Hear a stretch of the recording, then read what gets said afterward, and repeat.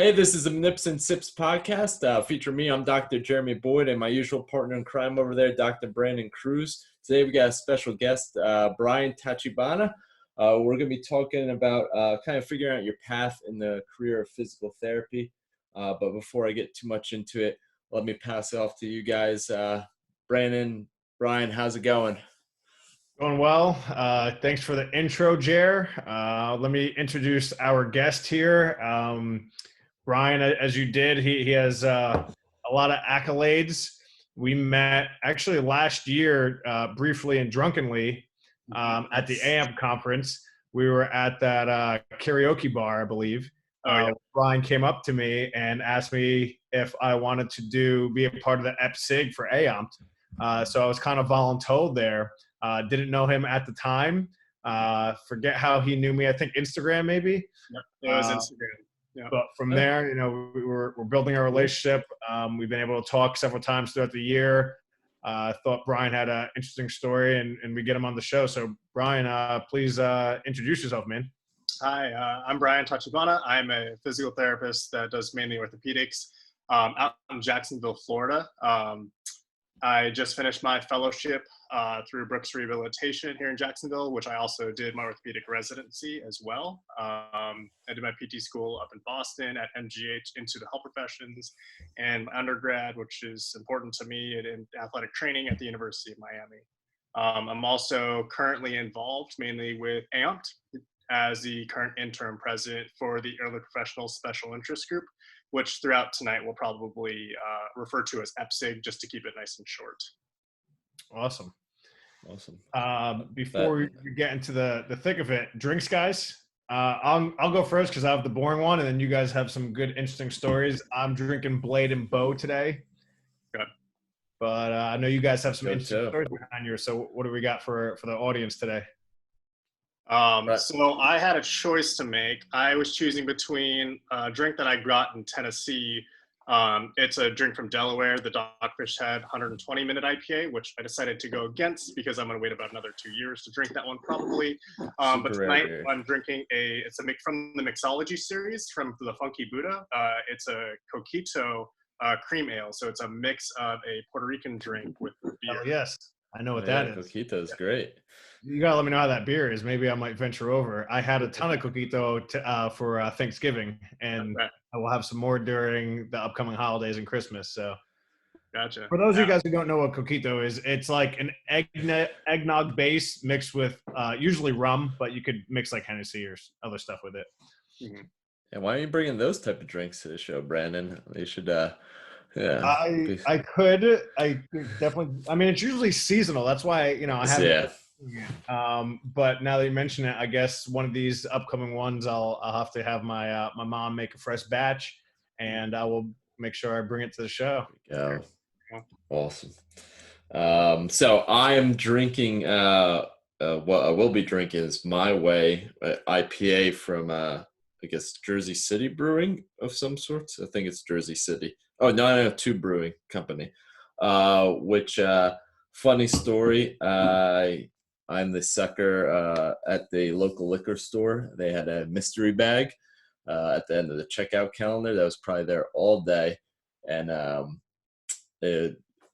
looked at it, and I was the guy who ended up getting it. So I came up with this, a couple other beers, and a Hurricane Ice, which that Smirnoff drink. So that my wife so nicely iced me like about half an hour later after I got it. Very nice of her. I love to get iced on a Tuesday night. So it's a funny story for me. But I'm going to give this a test trial, let you guys know the rating. But Jersey City's up by Brandon, right? Yes, it is. Just to let you know, you ripped me for drinking a White Claw, and you just got Smirnoff with ice. Listen, it wasn't my choice. When I was in high school, bro. You could have tossed it before you got home. Like you literally could have gotten rid of it before you got home. I should have. I mean, I didn't think didn't even come to my mind that would happen to me again. Last time I got iced was probably when I was like 21, and she nailed me. You know what she did? She put it in the cabinet with our plates, and we were getting dinner, and she's like, "Hey, babe, do you mind getting the plates?" and there it is sitting on there, and then yeah, she she got forced good. me to do it. So I couldn't bitch out, the rules are rules, but yeah, that's my wife for you, everyone. Next time, drink a Zima. Yeah. All right. I'm just gonna drink here. So, oh yeah, you got to get your rating scale here. I had a bad pour, so it's gonna be a couple seconds. But Brian, Brian, do you have a rating for your beer? Oh, I don't. So I don't normally drink cream ales, and I actually hate eggnog, which is hilarious. But this is actually really good in terms of like, that's kind of what I need right now on a cold day. So, because I don't really like cream ales, maybe like a 7.5. All right. Oh, all right. Question: is that sweet? What you're drinking? Is it on the sweeter side? Because it's a sweet start, spicy finish. Okay. Yep. Gotcha. And then the sweet lingers. So. Is the spicy more of like that cinnamon / nutmeg type? Yeah. So the cinnamon nutmeg right now is hitting like the back right now, and it can like it's getting through the nose, and then on the tongue right now is sitting like that cream, like milk finish. Yeah. Talk about palate there. I like the detail. I should screw my rating system. I just spent like 24 hours cooking Thanksgiving dinner, so I hope I can taste well. All right, there you go. Awesome. It's pretty standard IPA for me. I'm gonna give it a 6.8. Solid. Nothing terribly wrong with it. But just I think I'm kind of getting out of the IPA phase right now. So 6.8 for the Jeremy Boyd scale. Gotcha. An easy winter drink that I like is Cold Snap from Sam Adams. That's relatively within good price range. I've never had it. It's seasonal for just winter, so yeah, I've heard about it. Hefeweizen style kind of beers. It's kind of very up like the very kind of holiday alley. So nice. Yep. Awesome. All right.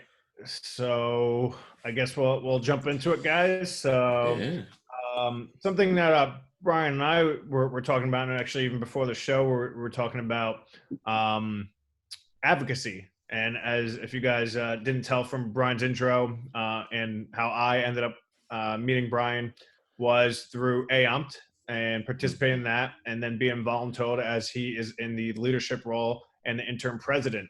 So Brian, I guess, has a tendency to get involved in a lot of things. So if you can kind of share or shed some light on that, even dating back to undergrad and graduate school days, and what it means to be involved. And then, how does that look like, I guess, both pro and con? Because we're always told to get involved, but what does that actually mean and look like? Yeah.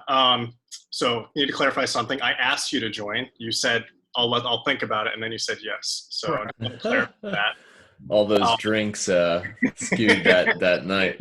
Yeah, I have voluntold people, but you were not one of the people I voluntold. He did buy me a few drinks. I did buy him a few drinks. I think that might have been the volunteering part. I think I was there that night, and I was at the other bar, and kind of. And I think at my credit card bill, I remember it was just like, what the hell happened? This is my first AOMPT experience, and I racked up a good number on that day. Yeah, I don't check after conferences. So. Smart man. But yeah, so being involved. So I've been kind of doing some sort of sports medicine or some sort of involvement for a long period of time. I started out, doing some high school athletic training, volunteering there. And then I really started getting more involved in college. So when I went to the University of Miami, not only was I helping out on field for my major, but I was also helping out with some things on the side. So within the state of Florida and nationally, we have the National Athletic Training Association, and we're broken up in districts, 9 different districts. And in our district, we had a student leadership group. So my junior year, I ran for it, and I got the representative for for Florida. And then the year after that, I was actually the president for that student leadership group for the state of Florida. And then I was also helping out with our local chapter. So at the University of Miami, we had a athletic training student association. So I was helping out with that. And then I was also helping lead our honor society, Iota Tau Alpha. at the time. So I was doing all this stuff in undergrad, and it was something that I really enjoyed. It was a way to get students engaged, to be involved with the profession, and really kind of give back to the athletic training profession, which I still love dearly to this day. Then I went to college, or I went to grad school afterward. Went to PT school up in Boston, and my sophomore or my second year rolled around, and I had been doing some things with the APTA of Massachusetts, so our chapter up there, kind of starting to get involved, but kind of decided on a whim to go to Omaha, Nebraska, and apply for the Student Assembly Board for the APTA. And this was after having chatted with the previous board before mine, so Student Assembly Board of Directors. I walked up to or emailed the vice president at the time and told him I wanted his job, and things kind of started spiraling from there.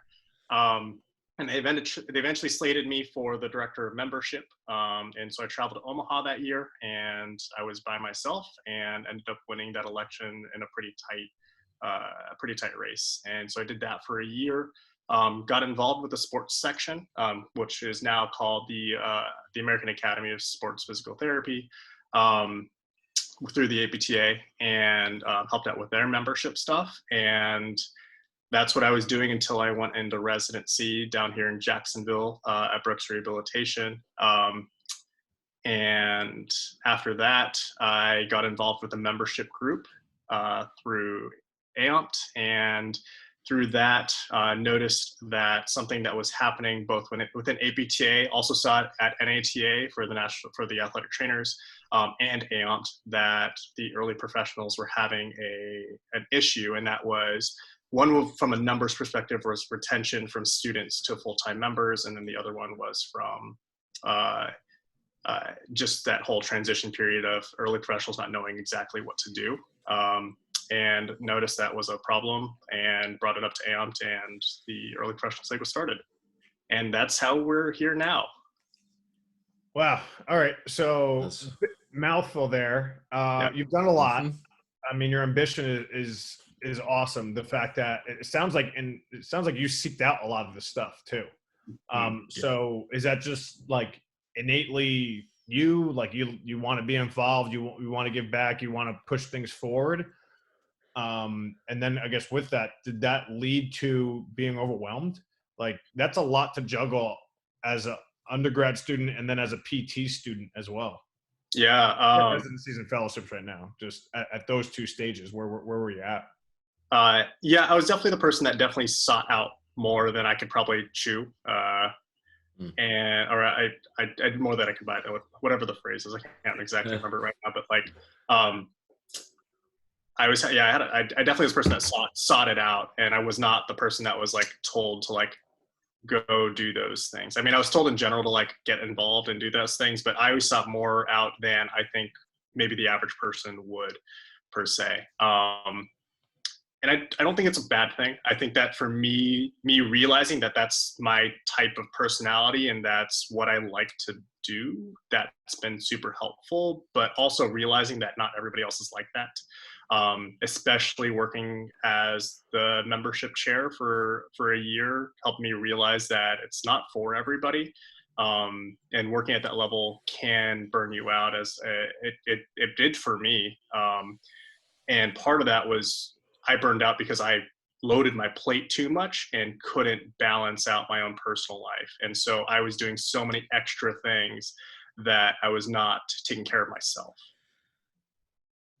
Gotcha. So what were you saying, Jer? Sorry. Which is a super important last thing that you says, this kind of filling up the plate or filling up the bucket kind of, analogy or concept there, those sort of things, even outside of it, from a clinical standpoint, you get a lot of these people with chronic pain or pain in multiple areas, and they're these super high performing PTA moms, working full time, taking their kids everywhere, like leading 3 different groups at like church and all these sort of things. And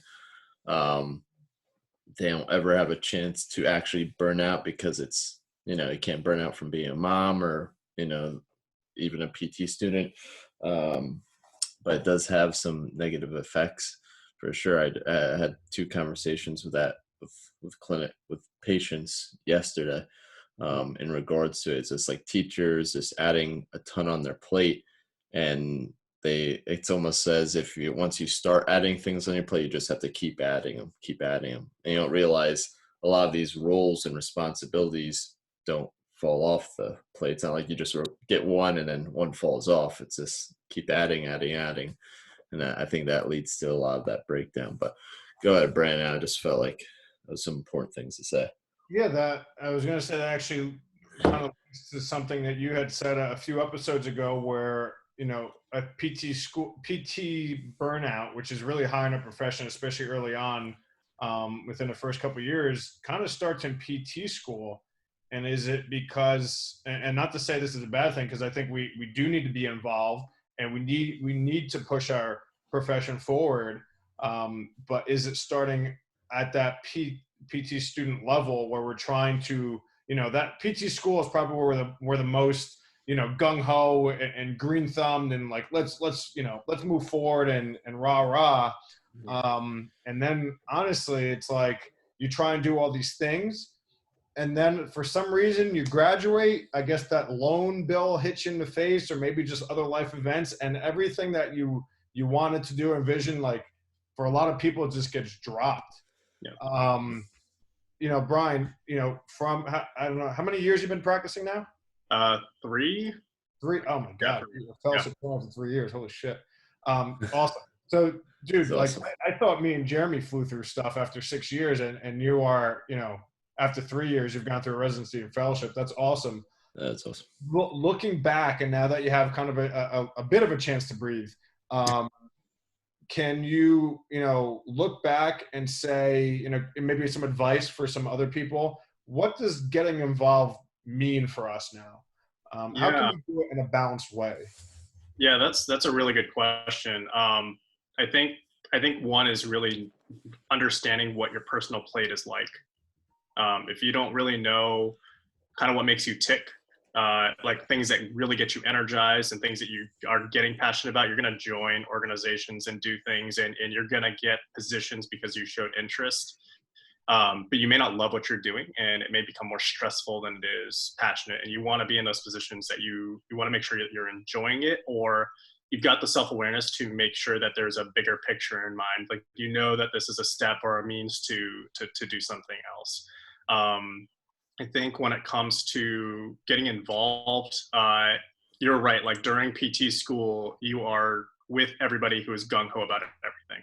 And you really feed off that energy. Like for me, that's why I love going to conferences. I will always go to them, probably regardless of price, because I feed off of that energy. I go back to clinic and I love my life again. And I always want to find a way to bring that energy back. And then you're right, when you leave PT school, a couple things happen. I think all the life events happen. You start actually, like, you get stressed about these patients are actually yours. They're no longer your CIs. You actually have to treat them now. Mm-hmm. And then on top of it, the organizations notoriously have not done a really good job of keeping those people engaged and those energy levels up for that population. And that was the reason why there was a group, a focus group, or as a task force that was put together by APTA during like 2016, the early career team, to focus on suggestions to give for early career members. And so that was the reason why EPSIG was created for AOMPT. It was from recommendations from that group from APTA that I brought over to AOMPT so that they understood what was being made. And so some of those people who were on that board were former student assembly board members. But that's been a huge issue, is keeping people engaged, and how do we bring that next wave of involved and engaged people to the forefront and not only celebrate them, but also give them opportunities to thrive, not just, hey, let's just go through life and you'll figure it out along the way. Give them some ways to do that. But when it comes to getting involved, I don't think that people should get involved at a national level unless they know that that's what they love to do. I don't think that people should get involved at a state level if that's what they don't like to do. If they're really good at doing things in their own hometown, or doing things at their clinic and stuff like that. Like, to me, that's being involved, being engaged, and leading the community. The PT community is way larger than doing stuff at the APTA level. You have to just have the understanding that you do it because you love to do it. And I think the recognition sometimes gets to people of like you don't recognize people doing small things that are impacting a whole lot of people. And so hopefully that becomes a lot more like uplifting as people start to realize like we need to lift those people up and show that they're doing amazing things, but they're just not doing it at a national level, and it's okay. Mm-hmm. Yeah. Especially, Yeah. go ahead. Especially with like things like social media. Like I tell my students, I think, was it financial resources or something on the CPI? I forget what it is, but one of them says something about advocating the profession or something like that. And I remember, I don't know, something during residency where, I don't know, we were talking about Twitter and how a lot of research was there and, you know, the power of social media and those sort of things. And just something as simple as sharing out what PTs can do on someone's story or something of that nature. That little bit can be, you know, your form of advocacy. You don't have to be, you know, presenting at conferences or something more grand than that, but something as simple as reshare. As long, you know, if you're passionate about that profession, you'd be surprised at how many people will just come out and reach out to you from you doing something as simple as that. But that I heard, I was like, you know, we always think of, you know, you have to advocate at a huge level, you know, those sort of things, but it can be done, you know, just at the comfort of your own home. Yeah, well said. I think, and this kind of goes back to our podcast with Jake, who's a student and absolutely crushing it. You know, we have a small percentage of our profession trying to carry, you know, 80% of it. If everybody just did a little bit, I think our profession would be a lot further along. And we all want it to be further along, but no one really wants to take those steps. Mm-hmm. And as Jeremy said, and Bryan, it doesn't have to be those big monumental steps. Start small. You know, you take those small steps, they'll probably end up to big down the line. Mm-hmm. You know, one thing leads to another, leads to another. You know, that's how all three of us are here. You know, you get introduced, you do one thing, you get introduced to someone else, you get introduced to someone else. Bryan asked me to do the EPSIG with him. And then I went to Jeremy. I was like, hey, I'm doing this thing. You want to join? You know, and it just kind of goes that way. I asked Bryan, hey, you want to do this podcast? He's like, I'm not a good talker. I'm like, what can I talk? Dude, don't worry about it. Like, you just do stuff. And then when you're asked, say yes. You know, like I told Bryan, I was like, I don't know. And I was like, you know what? I'm always, you know, preaching. Let me do it. So I said yes. You figure it out along the way. You don't have to have those answers now. There's a saying, I don't know who came up with it, but we as people overestimate what we could do in a year and underestimate what we can do in 10 years. So I think if we just do a little bit each day, it'll, you know, when we look back, it'll amount to a lot. Well said. Yeah. Can't say anything more than that. Yeah, I mean, maybe you should have just quote it as yourself, you know, Brandon Cruz. I wish I could. I'm not that smart or creative or clever. So, but you know, going off of that, like, and those sort of things, like, I always reference direct access. I still to this day, and like half of my marketing is, script free, yada, yada, yada. And every single day we still get people that say, do I need a script to come see you? Can you guys evaluate us? That sort of stuff. If we all took, I'm pretty sure to some capacity, every state can perform direct access, even if it's only like 10 days. So what state can't? I think there's a couple that you don't have direct access in. Yeah, there's like two left. Two? Yeah. I'm surprised because usually New Jersey is the pain in the ass in the world. So yeah, we actually have a good I know we've had it for the longest, or one of the longest. Shit else. Yeah, but anywho, like, all right, minus those two states, I'm sure their advocacy, or maybe, you know, if we advocated more, those two states would already be on board. But doing little things of like telling people that we can do that, each one of us, I think our responsibilities would grow, and our overall, how many people come to physical therapy would increase. So, yeah. Brandon, you brought up a good point. You were saying that a small percentage of people are trying to lead the community, and it really is. If you consider, and I don't mean to like praise the organizations or anything like that, or like really bring it up, but like just bring it down to like numbers perspective. I think about it's like 30% of people who are PTs or PTAs are members of our organization. That's just for APTA. That doesn't include AMP. That's, Yeah, that's APTA. Yeah, I think, we'll go through it. I think that might be a little generous, but yeah. Yeah, it's a little, I'm saying it just be a little bit more on the generous side. It's probably more like 20 something. Yeah. And then when it comes to people leading that organization, it's like so if you take the 20% and now turn it back to 100%, it's like 1%, 2% of those people who are actually leading those things from a official position perspective, but not understanding that the rest of the 90+% have a really important role to help. That's just within APTA, but if you take it outside of that, like it's way bigger than that. Like these people are making decisions for a huge amount of people, and they're not even a part of the conversation necessarily. Mm-hmm. Yeah, it's unfortunate, and we're facing a Medicare cut right now of 9%. That is a perfect example, perfect time to kind of bring that up. Yeah. Sorry, you're gonna say something? Yeah, and in regards to that, like Medicare sort of thing, I've had conversations with people like, oh, well, that doesn't apply too much to me. I mean, in the sports realm, you may not see too much Medicare, but who cares? Like, it's your fellow brother in arms PT or sister in arms PT.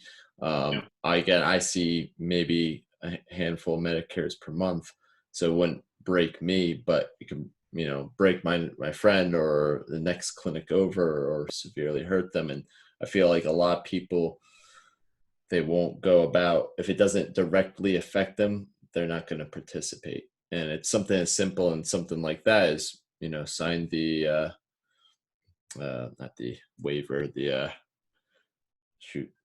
slipping my mind, the petition. The petition. Something as simple as that. It takes 2 seconds to put your name, your email down, pre-written letter to your senator. A lot of those times it can help. In the state of New Jersey, Horizon Blue Cross Blue Shield, when they tried to have their, I guess, authorizations taken by a different group called ASH that pretty much limits PT to 5 sessions regardless of the diagnosis code. We advocated and we won that battle. And I know from good authority that what we did actually made a difference. And for those individuals who are like, oh, I don't see Horizon, who cares? It helps out your fellow professional. So, something as simple as your signature can make a big difference. And it's also the precedent that's set. Like you were saying, if with the 2 states that have the direct access, a lot of these states look at other states as precedents for things to be being passed. So if Medicare is able to pass this law, then who's to stop the commercial insurances to not pass a law because they're like, oh, Medicare did it, so we're going to do it. And everybody now, they knew how things are. Let's go to cash pay PT, and what we probably do need to go there in some respects, but that's not the answer for everyone or everything. In terms of PT, is just going cash. So I hear a lot of students, oh, I'm just going to go cash, I'll do my own thing. All right, it's not that easy. If it was, everybody would do it. Yeah, I just looked at APTA's thing. So all 50 states have some form of direct access. 3 are limited. Okay. And then 27 have provisions on it. And then 20 are unrestricted. All right. So I live in a state that it's restricted.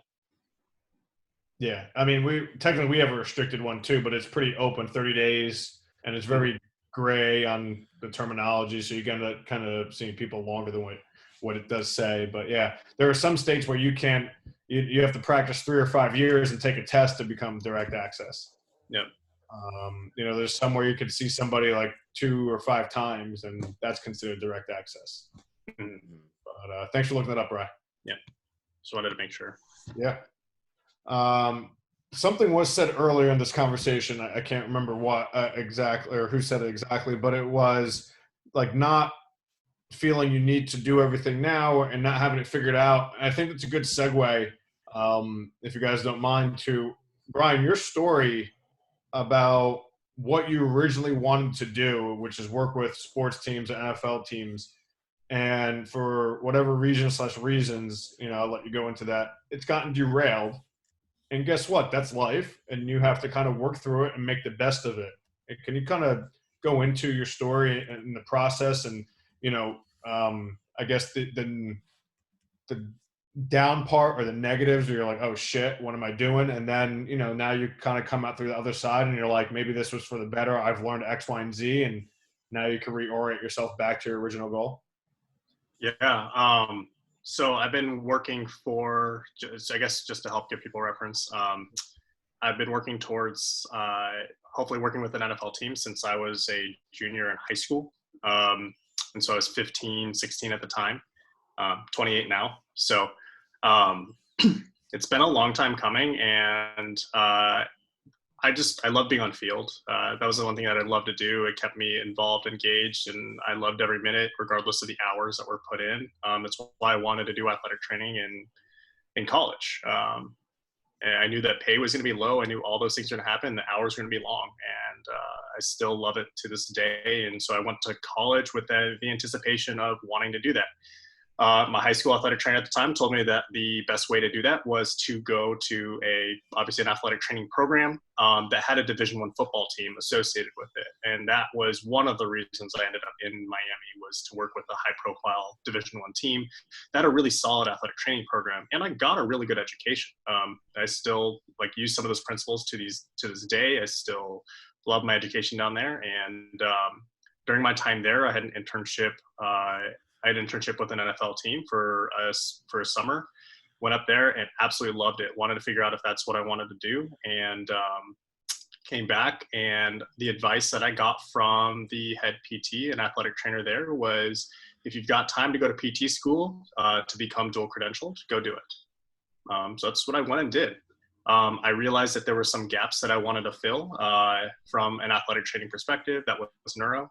So I went to a program that had a really strong neuro background. And that's how I ended up in Boston, to really understand that I wanted to be well-rounded. That was my goal. I wanted to make sure I had my ducks in a row, I guess. And maybe that's the way that I tried my best to do things. I tried to make sure every duck I had was counted towards working towards this goal. So I thought I had a gap in neuro from my athletic training perspective, went to a neuro-based program. After that, realized I had a gap in ortho.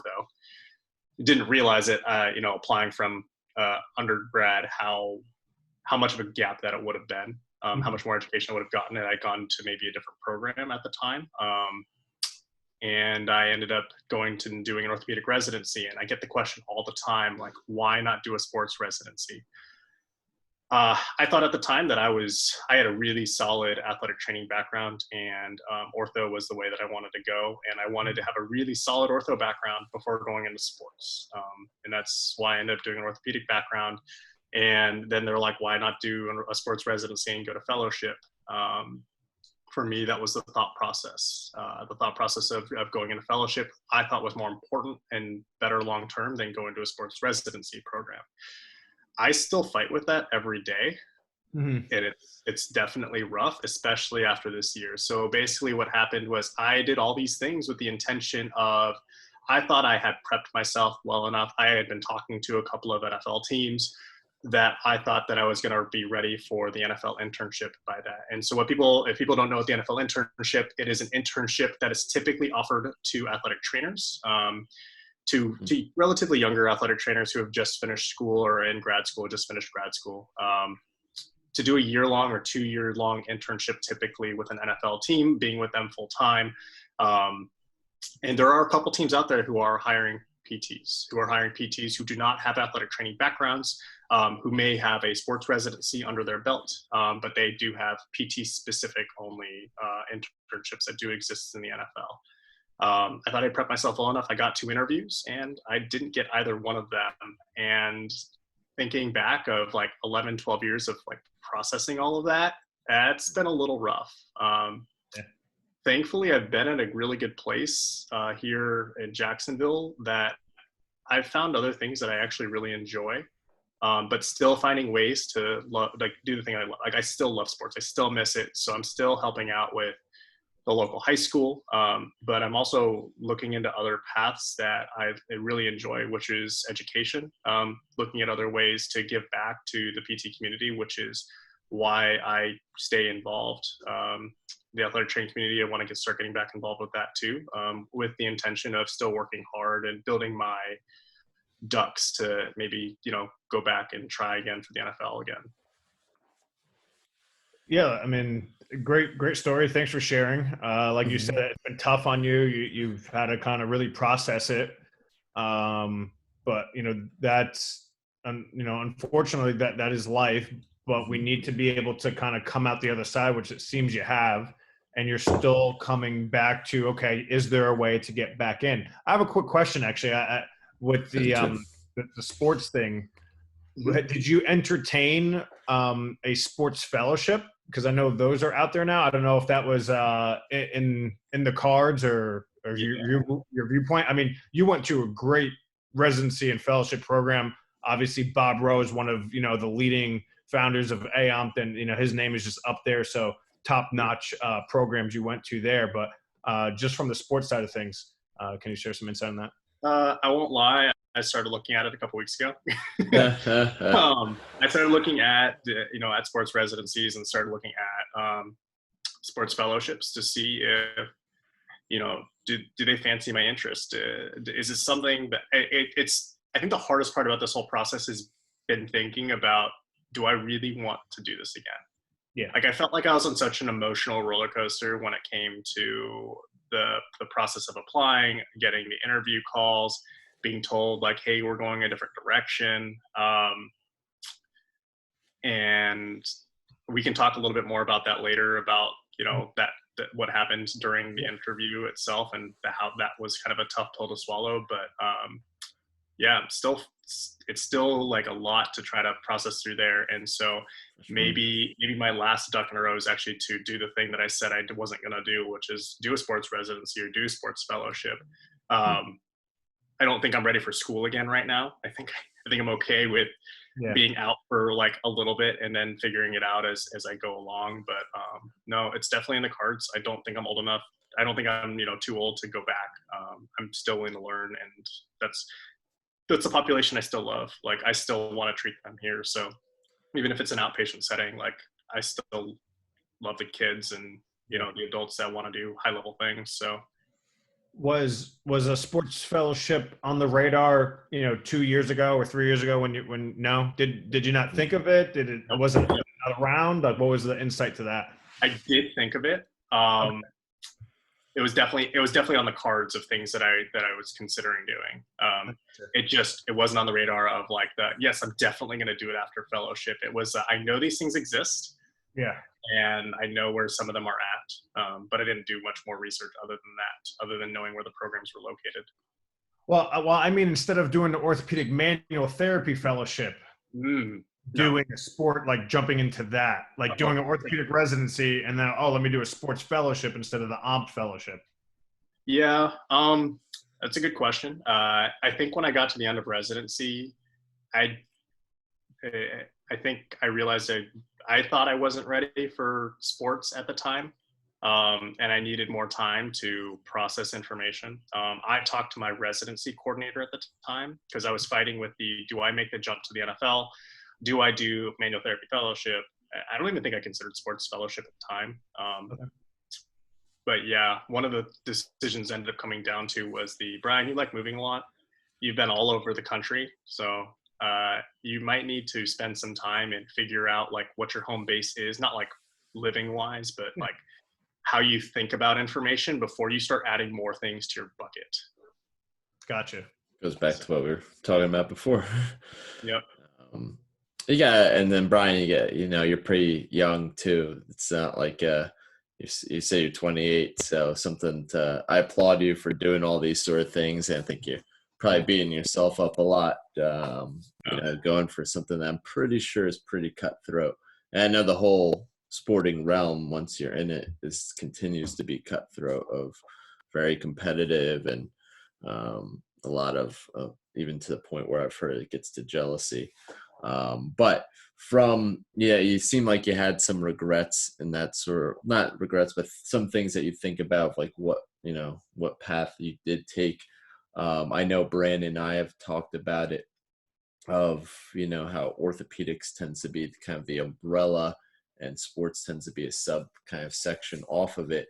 Do you regret? And I treat in the, I guess, sports setting, I do get pro athletes and that sort of stuff. Obviously, not working in the same dynamic of a sports team or the NFL, those sort of things.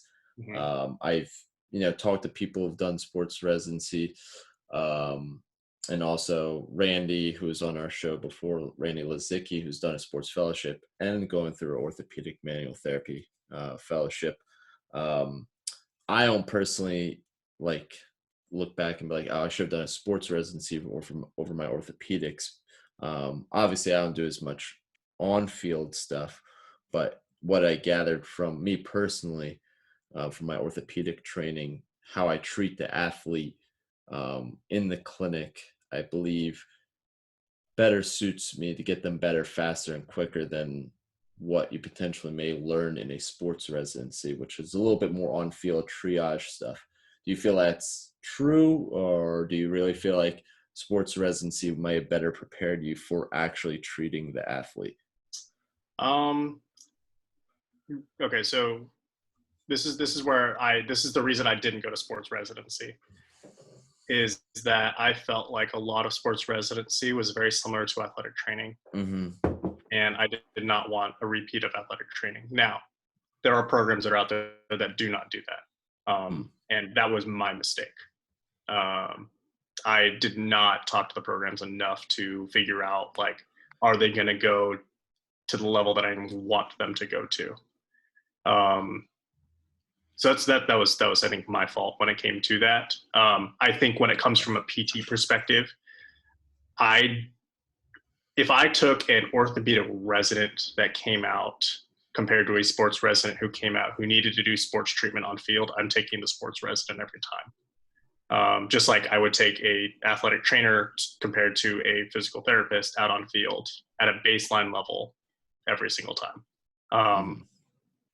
Now when you go into the high level PT compared to low level AT, that's not a fair argument. But yeah, so that was why I didn't end up going to PT or sports residency. So I think you've spent some time understanding your thought process to be a really good sports therapist, even from an orthopedic background. And I think people who want to treat in any realm, regardless of whether it's sports or anything like that, need to take that time and that effort to really learn those populations and how to apply those concepts that you probably learned in fellowship, and apply them to those athletes to get them better faster, right? So because you're not balancing not just their physical injury, you're balancing their mental status, you're balancing their need to return compared, and also adding in what other treatment they're getting on the side, right? Things that we have to do every day on a daily basis, but you've taken the extra level of making sure, can I now apply this to this really high functioning human being, which we don't get in a lot of PT schools. Does that answer? I don't know if I answered the question. It did. Where do you see yourself, though, in regards, you want to be in the NFL? Do you see yourself more of, I don't know if you get to choose, obviously I'm not in it. If I had choice. Yeah, do you see yourself wanting to be part of the on-field kind of stuff, or more in the training room doing the rehabilitation side of things? I know they go hand in hand. But where do you see yourself, again, more that triage, or more that I'm there, working on their knee, status post ACL every day? Yeah, I love the everyday thing. Okay. I love having a small patient population that I know every day throughout the entire year. Get to understand what makes them tick, what makes them know their habits, be able to work with them that way. Because that to me was the best care I ever saw. the best care to me is you get to work with physicians, you get to work with chiropractors, massage therapists, acupuncturists, physical therapists, athletic trainers, just to get this guy ready for the field or girl ready for the field. And I honestly miss having open communication when it comes to that. Now, I do know that in the sports or in any world that there can be like people can get jealous or there's a lot of contention and stuff like that. But like at the end of the day, the goal is to get this person back out on the field. And that's everybody's goal. And you want to do it as safely as possible. You want to do it as aggressively as possible within reason. And I loved that. I love that intensity that was brought to be able to do that. Cool. I have a question about the PT AT dilemma. I think this is great for hopefully viewers out there that are, you know, questioning, do I do an orthopedic residency? Do I do a sports residency? You know, kind of where do I go type of deal, that early professional, kind of what we're really trying to target, right? Like Jeremy said, and I'm of the same belief that that sports is a subcategory of orthopedics. And I had the experience of working with, you know, really good PT right out of his sports residency. And I just got out of my orthopedic residency. And if you're talking, and maybe you can clarify this too, because if somebody is being hired at a dual role, is that dual role to be the on-field triage or to get that patient better? And I guess another layer to that, if you're there to get that patient better, do you just need the skill set of one or the other? Because from what I've seen, again, I'm sure it's not all encompassing. There's different programs out there. Yeah. And again, your hindsight 2020, and you know, we all beat ourselves up for stuff. Like you say, you didn't do your due diligence and maybe talk to enough programs. Like at 22 or 23 years old or whatever age you were coming out of school, it's impossible to reach out to every program. Yeah. You thought you did what was best for you at that moment in time. You had an AT background, so you wanted to strengthen your orthopedics. So you did orthopedic. I mean, that makes perfect sense. I don't think there's anything wrong with that.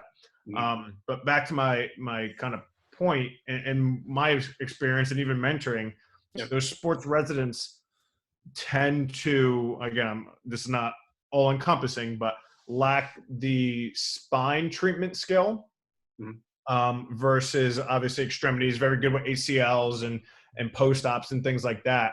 But what about those, and I see this a lot in athletes, and Jeremy, you agree or disagree, where they'll have some type of extremity type pain that's really coming from the spine. And if you're not taught and don't have that knowledge to treat the spine to an in-depth level, are you doing that patient a disservice, quote unquote, because you're so biased in that athletic training on-field type of mindset and training, or even a PT side, extremity post-op multidisciplinary setting, and you never mastered that spine aspect, which I think gets overlooked a lot.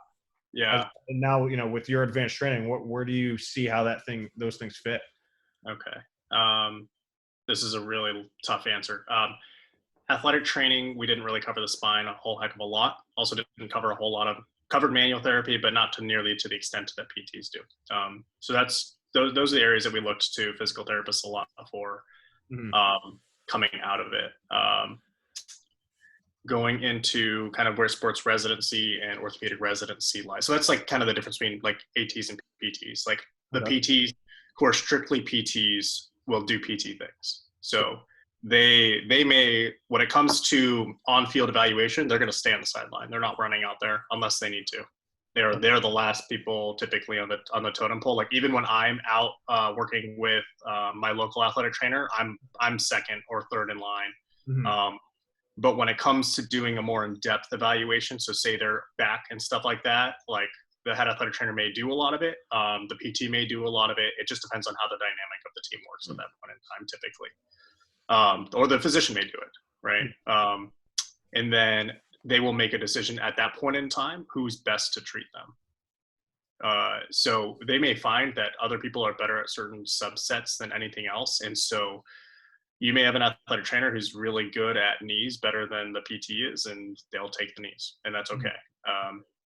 And they kind of figure out who fits where, what role, all that type of stuff, and it changes per team, per everything that goes on. I think from a just pure PT perspective, if you don't have a sports background, I think you need to do some sort of sports. And it's really hard to get involved and engaged in PT with sports and at a high level. So that's where I think the sports residencies are super helpful, is giving people opportunities to be able to do those things.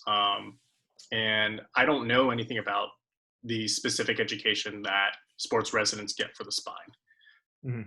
From what you're saying, it sounds like they need like having a better education in the spine would be beneficial.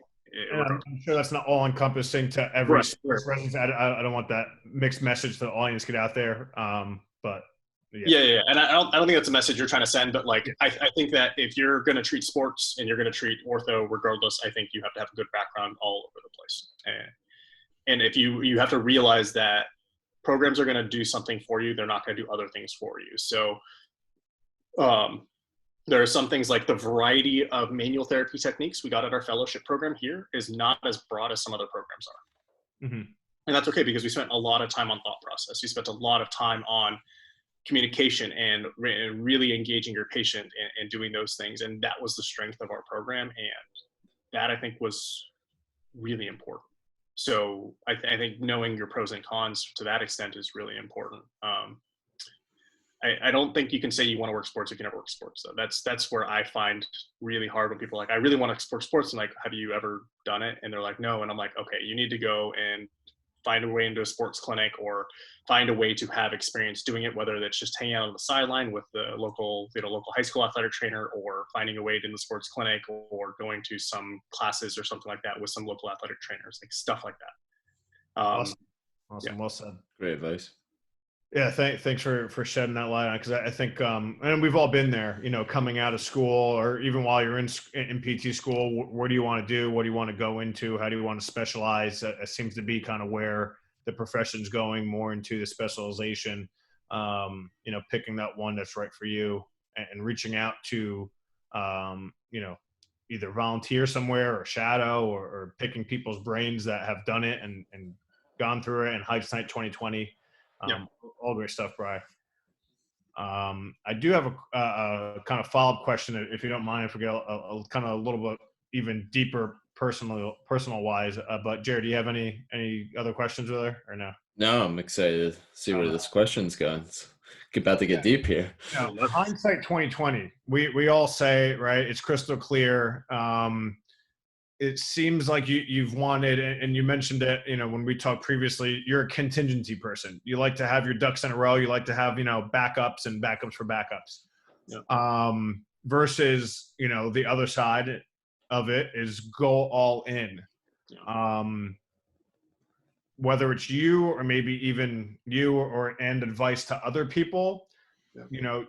Do we kind of shoot ourselves in the foot sometimes? Just people in general, like trying to make everything perfect, and we rationalize things in our head. Oh, if I do this, this, and this, then I'll be a shoo-in. But then, things happen and it's not the case, versus, kind of being comfortable with what like you said earlier, you didn't feel ready. Yeah. Looking back, if you just would have kind of went in and applied earlier, could have things changed or been different? If you could kind of dive into that, if you don't mind. Yeah, I kind of do sometimes think that if I had applied earlier, or didn't go to PT school, that I had a really good chance of doing it. I had made a good impression with the team I was working with at the time, or at least I thought I did, to be able to do that. So because I'm a contingency person, and I love making sure I had backups to backups, I wanted to make sure that I was ready long term, for kind of whatever happened down the road. Yeah. This kind of put everything to that test to see if I was really ready to do all of that. And for me, when it came to that, so the interview that we're talking about was one of the interviews I had with the NFL team at the time. And one of the reasons I was told I didn't get a position was because it didn't seem like I wanted it enough. Which was it almost hurt. It was definitely painful to hear, because I was like, the answers I was giving to some interview questions and that type of stuff was that I'm very much a realist. I knew what the demand was going to be. I didn't know where my head was at, and I wanted to be honest about it. I've always been the person that's honesty is the best policy, and I stuck to my guns when I gave that answer. And in this case, it bit me in the foot. And I'm never a person. My going all in, quote unquote, in my life is going all in to create these contingency plans. Mm-hmm. Or making food. Like, those are my going all in things. Yeah. And I want to be prepared for everything.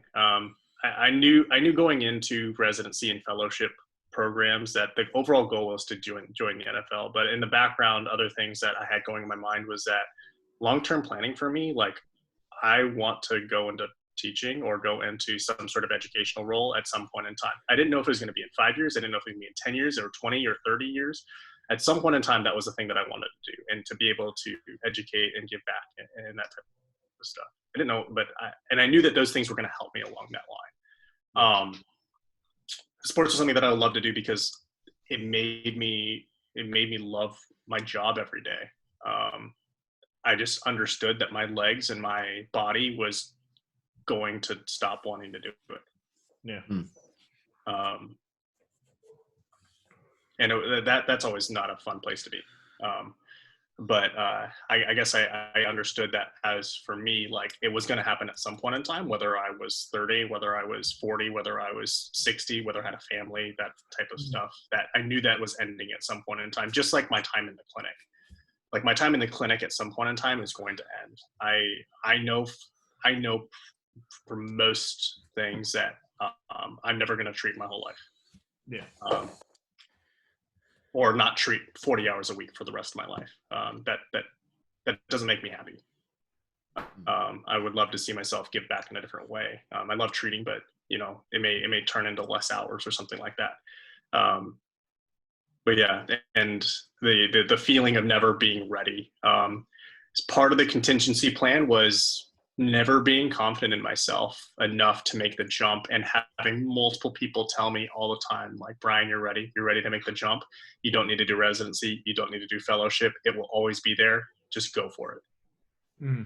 There's definitely a little bit of, I wouldn't say regret, but constant thinking that, like, should I have made the jump even right after PT school? Would I have so done it if I had given a year to the internship and then gone to PT school afterwards? Where would I be? If I'd gone to grad school for athletic training and never gone into PT school, like, what would have happened? I do think about that sometimes. And I always had the feeling that I wanted to be in the NFL, and never had a reason for them to say I wasn't smart enough. I knew I was going to work hard. I knew I wanted to make the most out of it, but I always wanted to be prepared academically for whatever was going to be thrown my way, whether it was emergency medicine, whether it was treating, whether it was return to sport, all that type of stuff. And so I wanted to put myself in the best situation. I still don't feel ready, by the way, just as a heads up. Like, so yeah. Awesome. Thanks for sharing, man. Thanks for kind of going deep there, and sharing your experiences. Everything does happen for a reason. Totally. You set yourself up for the future, and something will pop up. It always does, whether it's something that you planned for or not. And hopefully, it seems like you've made all the right steps to set yourself up for long term, as well as being able to be in the present as well. So I think that's an interesting dynamic that we as therapists need to be able to make. And I also think it helps with that burning out. I think burning out comes from monotony and just doing kind of the same stuff over and over again. Most likely being in clinic, but if you can juggle or have a couple things going on, teaching here, volunteering or having something on the sports team or sports field in the community, and then treating a few hours in the clinic, and then you have your family. Like now you're doing a few different things. There's no like boredom there, you know, because we're smart people, right? Our minds are always going in our profession. So to do the same thing for 40 years, I don't think it's natural for anybody. So, you know, by doing what you've done, I think you have set yourself up for the future, whatever that may look like. You know, time will tell. So, Yeah. it seems like you wanted to say something. Yeah, I know it's some tough pills to swallow to hear what you heard from that one interview there, Bryan, but you know, I think you set yourself up, especially in regards to teaching. I know all my teaching positions have been given due to the fact that I went through residency, was board certified, because a lot of obviously the programs we like to teach in, it's a lot of PTs trying it, or ATs, or such and so forth, trying to get these positions. And it's like, oh, what have you done other than that? Oh, you've done a residency or board certified. You're, you know, was it top 1% of the profession. All right, we're going to give it to you. And from a personal story, if you want to hear it, where I did some more contingency stuff, my last affiliation, where I was working in a pure private practice sports rehab, awesome place. I was seeing a lot of ACLs, which was my passion. I was given a job right out, like while I was there. But I always had the idea of ownership, and there was another company that talked about bringing me on and potentially making me part owner. And I was like, damn, right out of school, right, going into part ownership. You know, that was kind of a big goal for me. And it was kind of an area I wanted to be in, yada, yada, yada. Well, long story short, that company dropped out. The sports company I was working for didn't want to wait. They hired someone else. That was a perfect fit for them. And then I was left working for a very shitty company right out of PT school. So I was left, like, you know, kicking myself in the ass of like, I should just taken a sports job and those sort of things. But that led me down the route where I was like, I was looking for more, got into my first company, did residencies, now start my own company, fellowship, and such and so forth, teaching and all that. So I don't regret one step of it. But at one point I was like, you know, I hate to say fuck me, but that's where I was. And it's tough while you're in the moment, you're like going to kick yourself. But the things that I did at that point set me up for a lot of different things, teaching, mentoring, and all those sort of things. Whereas if I just took that job right from school, yeah, it was an awesome position, but I may have just been stuck treating the people I want to treat and not pushed myself any further. So just want to give you that, you know, lift up any spirits, take away any of those regrets. I agree with Brandon. Everything does happen for a reason. So I had to throw that in, my man. Appreciate it. But, all right. Let's kind of, if you can answer this next question real quick, we'll wrap up. But this is a longer podcast, but great topics. You've been a great guest, Bryan. This is, you know, MNIPS and SNPs. Obviously, we've all been through OMPT fellowship, so orthopedic manual therapy, physical therapy. We have an affinity, probably a bias to it. There's strong anti-manual therapy movement out in especially the social media world. I want you to talk about what's going on in your clinic, which is a well-known rehab facility in the country, and how you guys are bringing manual therapy to other settings. And I think I don't even think we know about it. Forget lose it. We don't know about it. You know, we learn these classes in silos: cardiopulmonary, neuro physical therapy, peds, orthopedics. I don't know, whatever else there is. But you know, we think that manual therapy has to be to the orthopedics and sports realms when it really doesn't. So can you just shed a light real briefly on what your clinic's doing? Yeah, so our company is, we're a rehab hospital and organization. So we have inpatient rehab, we have skilled nursing facilities, outpatient, and home health. We identified that within our rehab hospital that we were having some patients who were, you know, stroke or spinal cord injury or traumatic brain injury that had orthopedic issues that were limiting their ability to participate with as much therapy as possible. Or there were some other patients where, say, for example, they had a cervical fusion in another area, and they had a spinal cord injury because of it. It was a poor surgery. And so they are an actual orthopedic patient, but they just happen to be in the inpatient rehab hospital. And we identified that we had therapists that were not super comfortable crossing lines. I know that there are other therapists that are individually out there that are really good at doing, multiple populations. And that's cool. But we realized that we had an issue with that. And during residency and fellowship, we had fellow residents who were in the geriatric residency or the neuro residency who were having issues with patients with like back pain or neck pain or ankle pain or something like that. And they would call us and be like, hey, can we brainstorm ways to figure this out?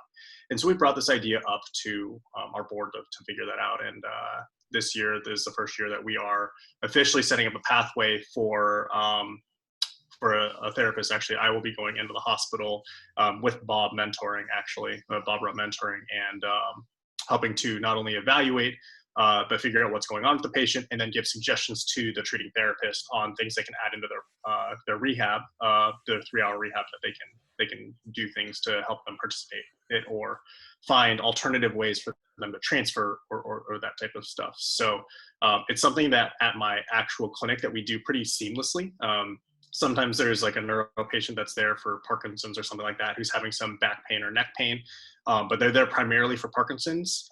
And instead of like having a whole evaluation and something like that to transfer therapists, we'll just quickly do like a 5-minute or 15-minute like consult or way to talk to them and be able to help them out. So it kind of stemmed from stuff like that, where it was like, we have skill sets that are individually really good here, here, and here. We've got a whole system of therapists that have specialties, neuro residencies, or neuroclinical specialties, ortho, sports, geriatrics. Like, why are we not using them? Like, why are we not bringing them all together to bring them to the person that's best to treat them at the time, or even if it's a small period of time? So that's where I think we can really benefit as a company, is that we do a lot of residencies here. Like, let's take advantage of it and really do this interprofessional learning amongst us. So. That's awesome, man. Thanks for sharing. Awesome. I think, we all have brains. So, if you're in an orthopedic setting, you should be applying some probably neuro principles. If you're in another setting, we all have muscles and joints. I'm sure you can apply some of those principles there. So thanks for sharing that, Bri. Any advice to wrap up that you give SPT's new grads, those early professionals, on maybe just getting involved, or not overwhelming yourself, or, being okay with not knowing what you want to do at this current point, and kind of letting things maybe, play out or flush out, or anything else that you feel might be pertinent based on today's conversation? Yeah. I mean, the advice for like student physical therapists and new grads is make sure that you keep searching for the thing that you love to do. I think that's really important. And if you really don't know, that's okay. I remember reading a paper back in the day that was about involvement, and it broke people into 4 main categories. Kind of sticks with me. You have those people who just go out and do their own thing. Like these are your leaders who do not need anybody to influence them or do anything like that. Those are people like me. However, I don't have a whole lot of influence on a lot of people necessarily. And so that's where you have maybe your leaders. So say these are the really popular people at your school. So they may have seen something, say, for example, like on TikTok or something like that, brought it to the school, and they're popular, and that they're doing it. They have a bunch of followers. So you have your leaders, which is the second group, and then you have your followers, which is the third group. Then you have your fourth group, which is the people that no matter how hard you try to influence them, they're not going to do anything about it. So they're the people that you just don't spend your time on necessarily. They'll come around. They're like the people who don't want to be in therapy. You give them education, and then if they change their mind, they'll come back to you, and you treat them that way. If you're part of the group, the third group, or you're part of the second group, find the people that you find interesting or you find passionate. And the only thing that I would say is just talk to them. Like, reach out to them, talk to them, find a community to talk amongst, or just read or be involved with, and then either try to meet them in person. Granted, I know that there's COVID, so maybe it's on Zoom or something like that, but start having those conversations. And if you're interested, just try it. Just say yes to it. don't say yes to things that you know you can't do. But if it's something as simple as a conversation or grabbing a drink or doing those things, like just say yes to it. See if that's where you want to go. If that's something that interests you and it's low risk, take a chance on it and see where it goes. And if you've got, like, everyone's got really good ideas on what can change or your opinion on, because everyone sees the world differently and who knows who's right. But everybody's idea really matters, and everybody's involvement at every level matters. So if you're someone who I'm someone who loves working behind the scenes. Actually, I hate being the face of things. And I love just being told, like, hey, go do this. I'm like, okay, cool, sounds good. I'll do a really good job and we'll get done. And I've realized that for me, but I know I need to change a little bit for it. But that took some time, and maybe not everybody is there. So, you know, get involved, get engaged, find something that fits your lifestyle, your personality, but still do the thing. There's a reason you picked PT. There's a reason you picked doing this. Like, keep finding the thing that keeps you ticking. Awesome. Great stuff. And with that, I would say you found out what you needed to work on and what your niche was by doing so many things. Yep. And then realizing, I like that one. I kind of don't like that. I would like this better if maybe I was in a different role. Yep. So, you kind of have to throw yourself out there and see what's out there so you can find yourself in a way. Yeah, I agree. I feel like I'm a trial and error person. Some people are not. I'm also a trial and error person who does my homework. Like, I make sure I try to look up everything before I jump into something. And if I jump into it, I'm definitely in for it. But it's still trial and error. And I didn't realize how much trial and error I liked doing until way later on. But that's where they hammer the reflection stuff back in your PT school or residency or fellowship programs. And having that background has been really helpful for me.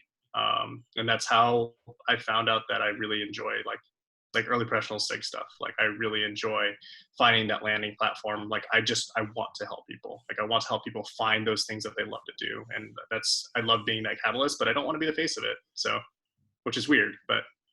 Oh, good. Different strokes. Works for you. Yeah. Awesome. Jay, anything else, man? No, go ahead, Brian. No, all you. I was going to say, just a quick plug for the early professional SIG. If anybody wants to get engaged with AOMPT and our early professional SIG, and you do not have to be a member of AOMPT to send an email and just reach out. We have a central email. It's EPSIG, so EPSIG, period, AOMPT, AAOMPT @gmail.com. So just feel free to send an email. Brandon, myself, or two others, Jenny or Rachel, will respond to you. And we're here to help. We don't care that you're a part of AOMPT or not. Like, we're here to help you guys out. So.